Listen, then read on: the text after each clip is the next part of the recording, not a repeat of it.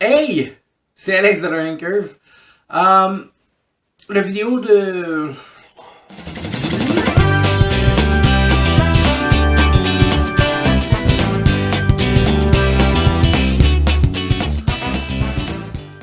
Hey! C'est Alex de Learning Curve. Premièrement, je m'excuse, j'espérais pouvoir sortir des vidéos plus rapidement que ça, mais la vidéo d'aujourd'hui, juste la construction a pris 3 semaines à tous les jours. Donc, c'est la vie.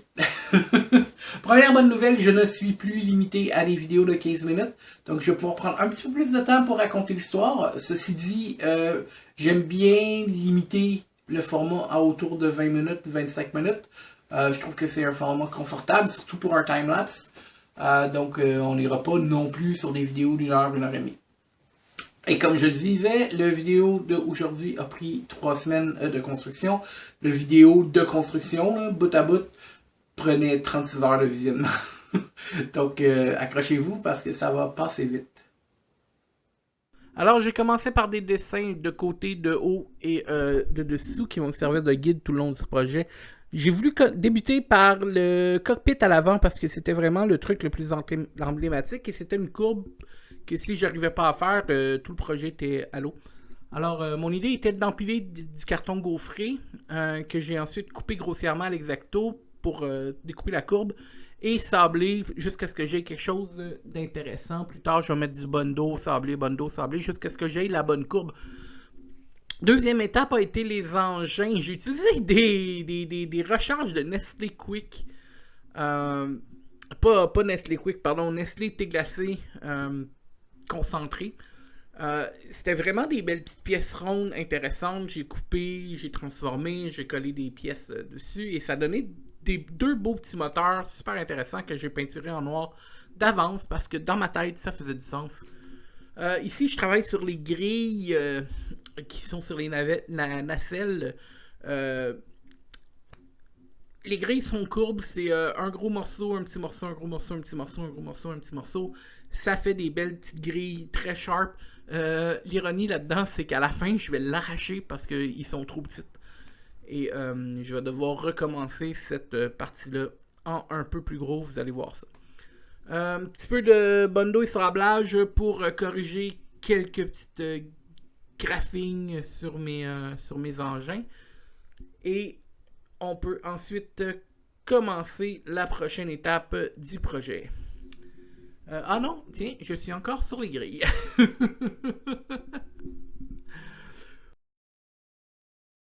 Et que ça va vite, j'ai à peine le temps d'expliquer ce que je veux, puis j'ai de la misère à pas m'enfarger dans mes mots. Ici, je suis sur le corps principal de l'engin, une espèce de partie en fer à cheval que vous allez voir sur les côtés. J'utilise justement mes dessins de base comme patron que je vais ensuite reproduire sur du carton plus épais. Ce que je faisais en ce moment avec le scotch tape, c'était que je trouvais la courbe de mes engins parce que, évidemment, les engins doivent s'encastrer dans cette pièce-là. Je découpe aussi tout de suite d'avance les trous et sur un autre carton, je fais tous les petits détails là, mécaniques qui vont apparaître au travers de ces puits d'accès. Comme ça, c'est déjà fait, je vais les peindre en noir d'avance et ça, c'est juste plus facile pour moi de faire ça tout de suite qu'à la fin lorsque je vais vouloir faire les détails du vaisseau. D'ailleurs, il y a des parties sur le vaisseau où j'aurais dû faire les détails d'avance et j'ai attendu à la fin pour certaines parties. Et à l'intérieur du fer à cheval, là, entre le fer à cheval et le cockpit, vous allez voir lorsque vous allez voir le modèle à la toute fin. J'ai des trop gros doigts pour aller faire le détaillage à cet endroit-là. J'ai fini par les laisser blancs. Et encore aujourd'hui, ça me dérange un peu sur le projet final. Mais bref, le montage s'est fait assez rapidement. En fait, cette partie-là, parce que le projet, lui, a duré un gros 3 semaines tous les jours. C'est vraiment le projet le plus long que j'ai fait jusqu'à date. Là, vous voyez l'étape où j'étais après pas une semaine, 2 jours, la fin de semaine. Ici, je travaille sur les côté du cockpit, encore une fois, en utilisant du tape, je vais trouver la forme que je veux exactement. Je sais pas trop comment l'expliquer mieux que ça. Comme j'y vais, j'ai pas de plan précis. Ce que je fais, c'est que avec le tape à masquer, je vais couvrir la partie que je veux, je vais dessiner dessus les détails que je vais découper à l'exacto, reproduire sur du carton et ramener ça, aller le coller sur le projet. Ici, ce que je suis en train de faire, c'est juste une structure en carton plus épais pour que le tout ait une certaine rigidité.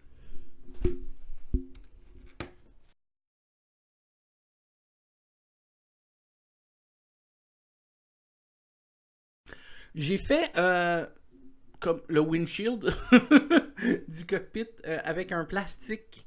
L'idée était que je voulais que ça soit lisse et brillant à la fin. Avec la peinture, tout a été gâché. Fait que j'aurais pu le faire en carton, ça aurait été parfait. Toujours en train, là vous venez de me voir travailler le patron pour les panneaux sur le côté. Encore une fois, sur les panneaux de côté, il y a des puits d'accès. Donc je vais aussi avoir un autre couche en dessous avec les détails en relief. Pour ces détails-là, j'ai pris des morceaux de carton coupés très fins. Mais aussi, j'ai utilisé du fil électrique des vieux écouteurs que j'avais.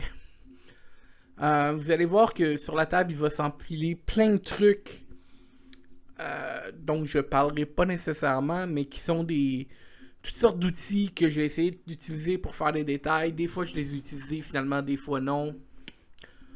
La plupart des détails ont été faits en carton, en fait. Qu'est-ce que je fais en ce moment? Je suis toujours sur le cockpit, sur les côtés. Et non, là je suis en dessous du cockpit en fait. J'ai tracé le cockpit sur un carton, j'ai coupé la forme. Et avec des très très petites pinces de précision et du sablage, je suis venu redonner la forme exacte pour pas que le carton dépasse. Et avec une vieille brochette baguette chinoise d'un fast-food, je suis allé comme créer une espèce d'armature à l'intérieur du fer à cheval où je vais pouvoir coller le cockpit. Parce que je me suis rendu compte que juste les côtés, ça faisait des petites zones très très minces, je trouvais, à la fin pour l'assemblage. Donc avec une petite tige de bois autour, j'ai pu après ça remplir ça de colle chaude allègrement. Comme vous voyez, les fameux côtés, j'ai fait la deuxième couche en dessous. Et là, je suis en train d'assembler ça sur la partie en fer à cheval.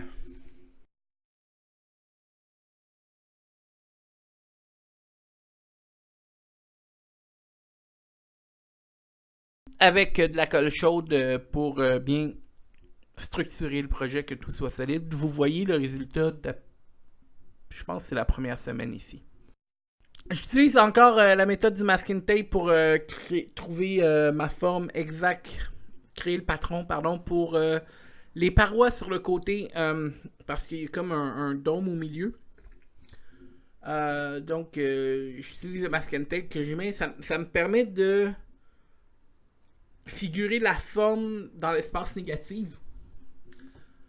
Je passe d'une paroi à l'autre et je dessine uniquement les edges.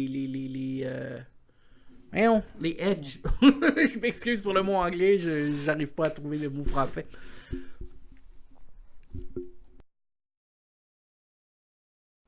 J'assemble le tout et je viens toujours. J'utilise surtout la Gorilla Glue, mais j'utilise aussi beaucoup la colle chaude en dessous pour donner de la rigidité tout le temps. Surtout que des fois, la Gorilla Glue avec le carton, des fois ça marche pas. J'ai pas compris pourquoi. Généralement, ça va super bien. Et des fois, ça bug. Anyway. Là, je suis sur le dessous. C'est le même principe que sur le dessus. C'est-à-dire que j'ai une forme de base uniquement pour la base. Et quand vient le temps de faire les côtés, encore une fois, je vais utiliser la méthode du tape pour trouver la forme exacte de ma pièce latérale. C'est une méthode qui va super bien. C'est sûr que, écoutez, je suis très très débutant dans ces trucs-là, donc à force de retracer, découper, blablabla,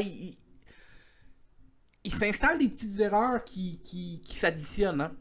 Donc, je me retrouve avec deux côtés qui n'étaient pas nécessairement parfaitement miroirs, alors que je pars du même patron pour les deux côtés. Mais, écoutez, ça s'améliore d'une fois à l'autre. Celui-là est déjà mieux, à mon avis, que le Landspeeder. 3 jours après, là, vous voyez le dessous.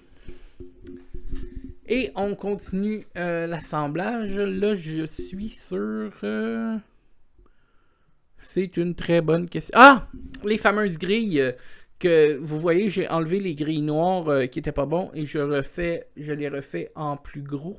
Je les attache, je les tape ensemble pour pouvoir les sabler comme ça. Ils ont toutes exactement la même courbe.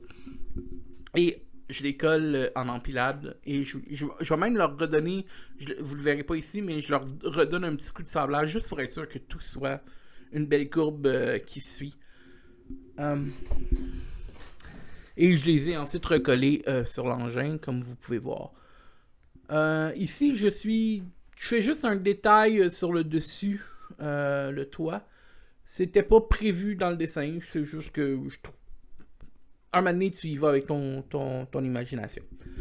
Et là, je suis sur la pointe des nacelles sur le côté. Cette partie-là, même encore aujourd'hui, je suis un peu déçu.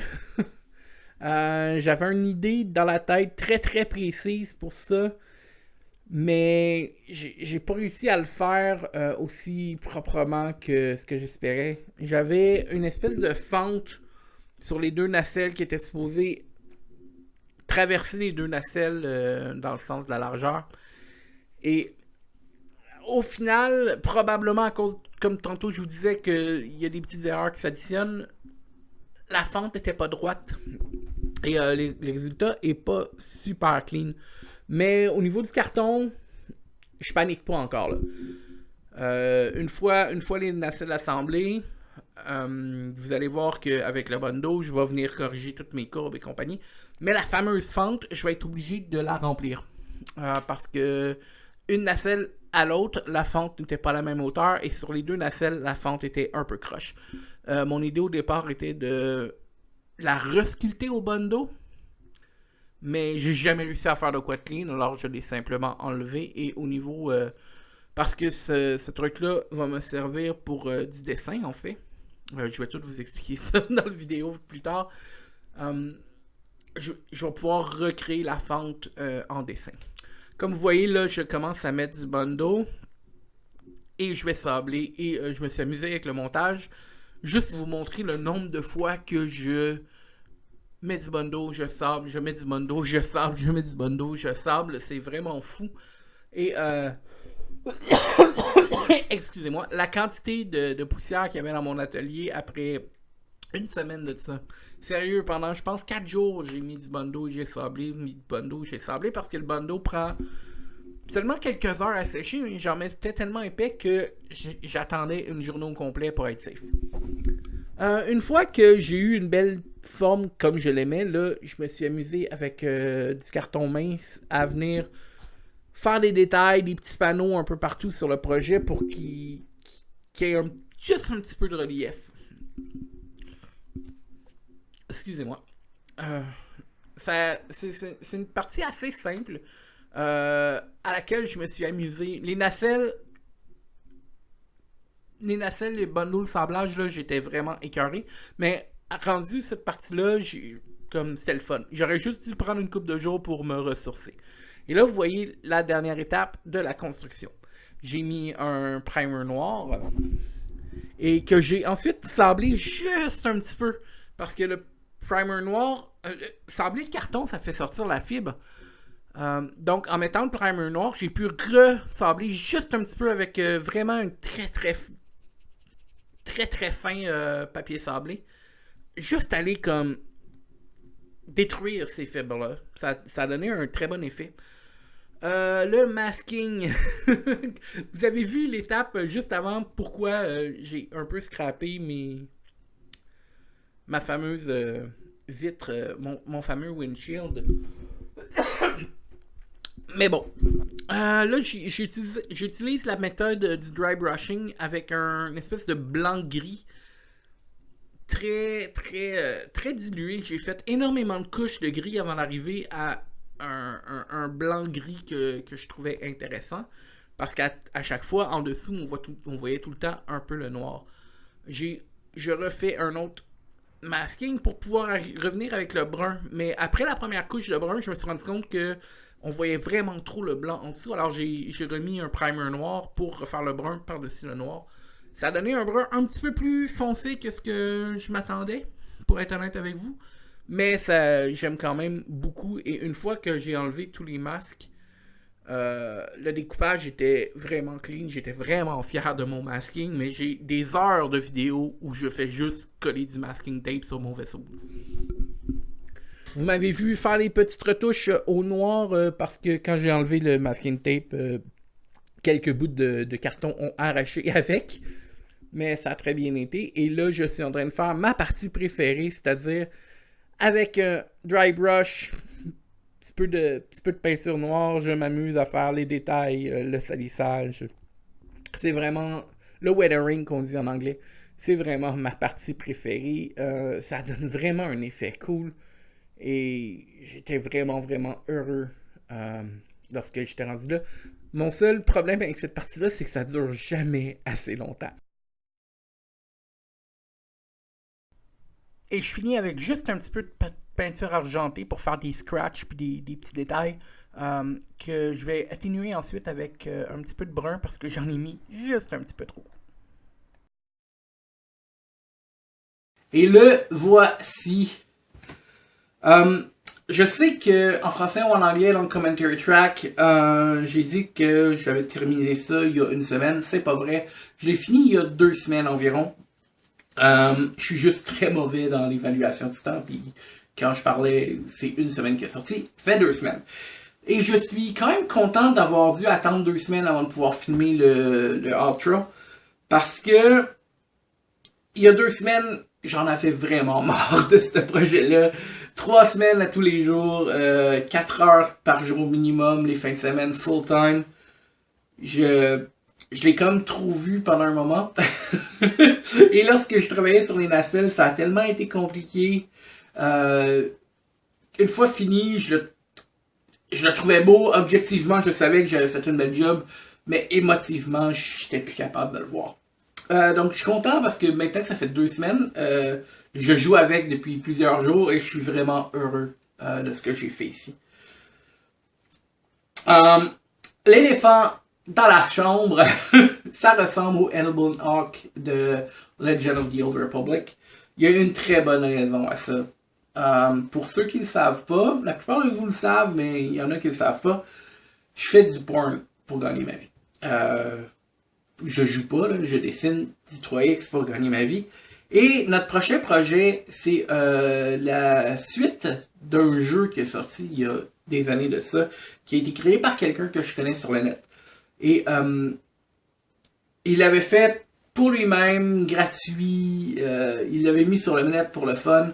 Et pour raconter son histoire, il avait pris des photos de différents modèles, puis des screenshots de games, des affaires comme ça.